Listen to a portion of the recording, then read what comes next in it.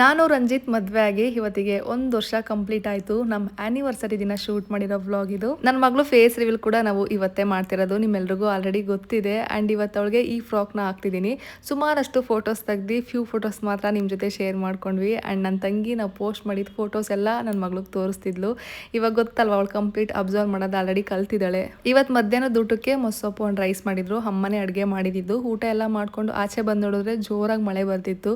ತುಂಬಾ ಪ್ಲ್ಯಾನ್ಸ್ ಆಗಿತ್ತು, ಎಲ್ಲನೂ ಕ್ಯಾನ್ಸಲ್ ಮಾಡ್ಕೊಂಡ್ವಿ. ಮಳೆ ಬಂದಿದ್ರಿಂದ ವೆದರ್ ಕೂಡ ತುಂಬಾ ಕೋಲ್ಡ್ ಇತ್ತಲ್ವಾ, ಆಚೆ ಹೋಗೋದು ಬೇಡ ಪಾಪನ್ ಕರ್ಕೊಂಡು ಈ ಟೈಮಲ್ಲಿ ಅಂತ ನಾನು ಎಲ್ಲನೂ ಕ್ಯಾನ್ಸಲ್ ಮಾಡಿದೆ. ಬೇಕಾದ್ರೆ ಯಾವಾಗಾದ್ರೂ ಪ್ಲಾನ್ ಮಾಡ್ಕೊಂಡು ಹೋದ್ರೆ ಆಯಿತು ಅಂತ ಸುಮ್ಮನೆ ಆದ್ವಿ. ನನ್ನ ತಂಗಿ ಕೂಡ ಪಿ ಜಿಗೆ ಹೊರಟ್ಲು. ನೆಕ್ಸ್ಟ್ ಡೇನೇ ಅವಳಿಗೆ ಆಫೀಸ್ ಇದೆ. ಇಲ್ಲಿಂದ ಹೋಗೋದಕ್ಕೆ ಮಾರ್ನಿಂಗ್ ಕಷ್ಟ ಆಗುತ್ತೆ ಅಂತ ಈವ್ನಿಂಗೇನೆ ಕ್ಯಾಬ್ ಬುಕ್ ಮಾಡ್ಕೊಂಡು ಹೊರಟ್ಲು. ನನ್ನ ಮಗಳು ಕೂಡ ಅವ್ರ ಚಿಕ್ಕಿಗೆ ಬಾಯ್ ಮಾಡೋದಕ್ಕೆ ಆಚೆ ಬಂದಿದ್ಲು. ಈ ವಿಡಿಯೋ ನಮ್ಮ ಅಮ್ಮ ತೆಗ್ದಿರೋದು. ಆ್ಯಂಡ್ ಈವ್ನಿಂಗ್ ಆದರೆ ಗೊತ್ತಲ್ವಾ, ನನ್ನ ಮಗಳು ಎದ್ದೇ ಇರ್ತಾಳೆ ಮೋಸ್ಟ್ ಆಫ್ ದಿ ಡೇಸ್.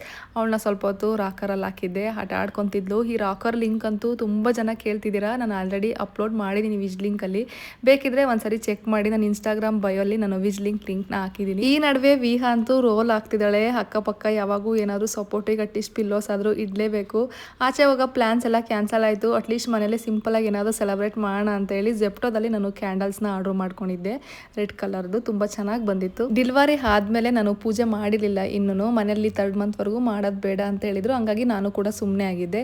ಇವತ್ತು ಪೂಜೆ ಕೂಡ ಮಾಡಿದೆ. ನಾನು ಫಸ್ಟ್ ಟೈಮ್ ಆಫ್ಟರ್ ಡೆಲಿವರಿ ಪೂಜೆ ಮಾಡಿದ್ದು. ನಾನು ಲಾಸ್ಟ್ ಪೂಜೆ ಮಾಡಿದ್ದು ಡೆಲಿವರಿಗೆ ಅಡ್ಮಿಟ್ ಆಗಬೇಕಾದ್ರೆ, ನೀವು ನೋಡಿರ್ತೀರ ವ್ಲಾಗಲ್ಲಿ.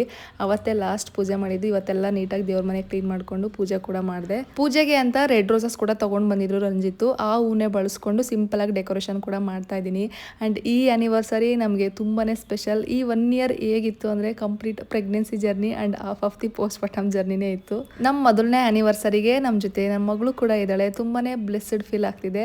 ಹೇಗೋ ಸಿಂಪಲಾಗಿ ಡೆಕೋರೇಷನ್ ಕೂಡ ಮುಗಿಸ್ಕೊಂಡೆ. ರಂಜಿತ್ ಕೇಕ್ನ ಆಚೆ ಕಡೆಯಿಂದಲೇ ತೊಗೊಂಡು ಬಂದಿದ್ರು. ನಾವು ಇವತ್ತು ವೆಜ್ ಅಷ್ಟೇ, ನಾನ್ ವೆಜ್ ತಿನ್ನಂಗಿಲ್ಲ.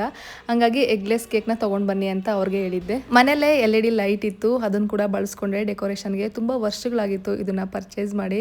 ತುಂಬ ಸಿಂಪಲ್ ಆ್ಯಂಡ್ ಕ್ಯೂಟಾಗಿ ನಮ್ಮ ಸೆಲೆಬ್ರೇಷನ್ ಕೂಡ ಮುಗಿಸಿದ್ವಿ. ತುಂಬ ಜನ ವಿಶಸ್ನ ಕಳಿಸಿದ್ರಿ ನಮ್ಮ ಆ್ಯನಿವರ್ಸರಿಗೆ. Thank you so much. ನಿಮ್ಮೆಲ್ಲರ ಬ್ಲೆಸ್ಸಿಂಗ್ಸ್ ಆ್ಯಂಡ್ ವಿಶಸ್ ನಮಗೆ ತಲುಪಿದೆ.